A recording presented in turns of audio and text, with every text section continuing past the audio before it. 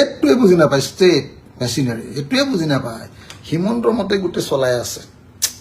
নাই এই পাৰ্চনেলিটি লাগে মানুহ লাগে এইকাৰণে জনা মানুহ লাগে এছ অফিচাৰ হ'লেই নহ'ব IPS অফিচাৰ হ'লেই নহ'ব কি কৰিব এইবিলাক ৰাজহাড় নাইকিয়া তো এতিয়া মই সেইকাৰণে কৈছোঁ DGP ডাঙৰীয়া আৰু মুন্না প্ৰসাদ গুপ্তা ডাঙৰীয়া আপোনালোকে এনকুৱাৰীটো স্কপটো বহলাওক কেলে এনেকুৱা কৰিছে কিমান কৈ থাকে আমনি লাগি গৈছে মুন্না প্ৰসাদ গুপ্তা ডাঙৰীয়া DGP ডাঙৰীয়া হৰমিত সিং ডাঙৰীয়া হিমন্তৰ আপোনালোকে ৰাবাৰ ষ্টাম্প নহ'ব CMৰ কথা মানিব লাগিব কিন্তু আপোনালোক তাতকৈ ডিপ ষ্টেটৰ অংশীদাৰ আপোনালোকে যদি অসমৰ মানুহক ন্যায় নিদিয়ে পাৰিব ঠগিব 6 মাহ এবছৰৰ পাছত হেৰি হ'ব কিন্তু ষ্টেটৰ এগেইনষ্টত ৰাষ্ট্ৰযন্ত্ৰৰ এগেইনষ্টত মানুহৰ যিটো ক্ষোভ থাকি যাব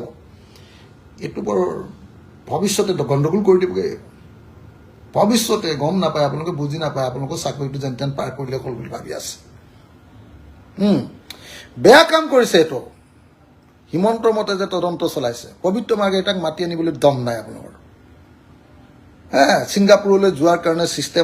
ছিষ্টেমত দেই এনেকৈ গ'লে নহ'ব 100 বাৰ গ'লেও লাভ নাই থ্ৰ' কোৰ্ট যাব লাগিব